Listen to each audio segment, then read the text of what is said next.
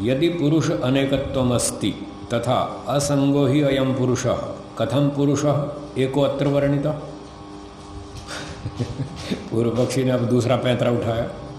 आप कह रहे पुरुष बहुत हैं, सिद्धांति को कह रहा है आप कह रहे पुरुष बहुत हैं, एक आत्मा मानेंगे तो ये सब बात नहीं बनेगी, बहुत सारे पुरुष हैं वास्तव में। चलो यदि आप कहते हैं बहुत सारे पुरुष हैं वास्तव में, तो फिर श्रुति पुरुष को एक वचन में क्यों कह रही है? असंगो ही अयम पुरुषः, ये तो एक वचन है, एक पुरुष क्यों कहा? एवं अत्तु अद्वैत श्रुति विरोध आपतति। इस प्रकार से तो इस अद्वैत श्रुति से आपकी बात का विरोध आता है। श्रुति कह रही है पुरुष एक है, आप कहते पुरुष बहुत है, पुरुष बहुत तो श्रुति से आपकी बात का टकराव हो रहा है। बोलो क्या जवाब है? सिद्धांति उत्तर देता है अत्र प्रतिविधीयते, इस बात का खंडन किया जाता है। जो पूर्व पक्षी ने आरोप लगाया इसका खंडन करते हैं, प्रतिविधीयते खंडन किया जाता है। सूत्र बोलिए, न अद्वैत श्रुति विरोधो जाति परत्वा। भाष्यम, अद्वैत श्रुति तो विरोधो न जायते, हमारी बात का अद्वैत श्रुति से विरोध नहीं है। अद्वैत श्रुति जिस श्रुति में एक वचन का कथन है, अद्वैत दो नहीं कहा है, एक ही कहा, एक ही सत्ता। असंगो ही अयम पुरुष एक वचन है, ये है अद्वैत श्रुति। तो इस बात से हमारे सिद्धांत का कोई विरोध नहीं है। क्यों नहीं है? यतः जातिपरत्वात् तत्र श्रुतौ एकत्व वर्णनम जातिपरम अस्ति। श्रुति के वचन में तो जातिपरक कथन है। व्याकरण में आपने पढ़ाई है, जाति में एक वचन भी होता है, बहुवचन भी होता है। जात्याख्याम एक वचनम बहुवचनम अन्यतरस्याम, ठीक है ना? तो जातिवाचक कथन में एक वचन भी होता है, बहुवचन भी होता है। तो ये जातिवाचक कथन है इसलिए एक वचन कह दिया। इसे ये थोड़ी सी दो कि आत्मा एक ही है, दोनों तरह से कथन होता है। जाति रेका भवति व्यक्तयस्तु अनेका, जाति एक होती है, व्यक्ति अनेक होते हैं। अन्यत्र श्रुतौ पुरुष बहुत्वम प्रतिपाद्यते अपि, आपने जो श्रुति रखी इसमें तो एक वचन है, हम अपनी दूसरी श्रुति लाते हैं उसमें बहुवचन है। हम कोई कम थोड़ी हैं आपसे, आपके पास प्रमाण है, हमारे पास भी। लो हम बहुवचन की श्रुति दिखा रहे हैं। ये तद विदुः अमृतास्ते भवन्ति अथ इतरे दुःखमेव अपीयन्ति। जो जीवात्माएं साधक समाधि लगाने वाले योगी लोग तद विदुः परमात्मा को समाधि में जान लेते हैं, ते अमृता भवन्ति, वो मुक्ति में चले जाते हैं, अमृत हो जाते हैं, वो बार बार जन्म नहीं लेते, मरते नहीं।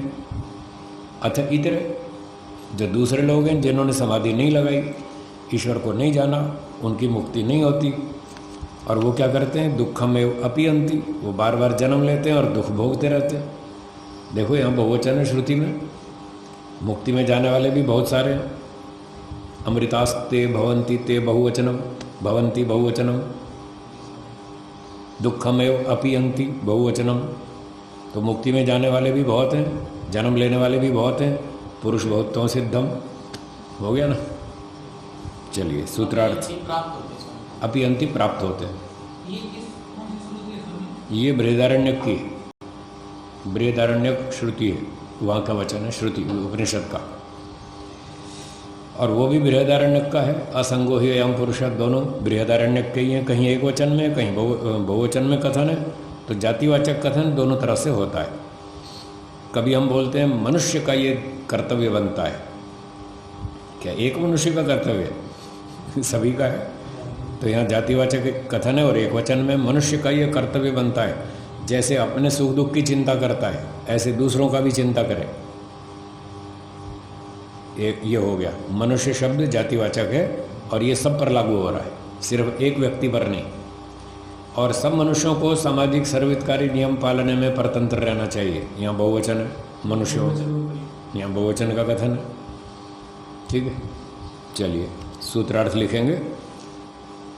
न अद्वैत श्रुति विरोधो, हमारे सिद्धांत का, सिद्धांति कह रहा है हमारे सिद्धांत का उस श्रुति से कोई विरोध नहीं है। हमारे सिद्धांत का उस श्रुति से कोई विरोध नहीं है जिसमें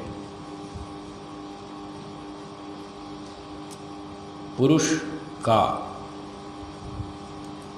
एक वचन में, जिस श्रुति में पुरुष का एक वचन में कथन किया गया है, कथन किया गया है,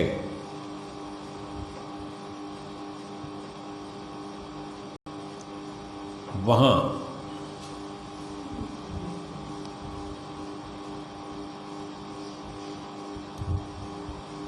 एक वचन का कथन, वहाँ एक वचन का कथन जातिवाचक है।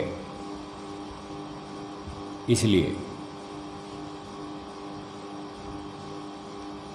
वहाँ एक वचन का कथन जातिवाचक है। इसलिए तो हम व्यक्तिवाचक कह रहे हैं इसलिए बहुवचन है, वो जातिवाचक कह रहे हैं इसलिए एक वचन है, तो कोई विरोध नहीं। तो वास्तव में पुरुष बहुत हैं, यही सत्य सिद्धांत है। आत्माएं अनेक हैं, कोई सुखी है कोई दुखी है। जाति परक होने से, जातिवाचक जाति परक होने से, जाति के रूप में कथन होने से, ठीक है।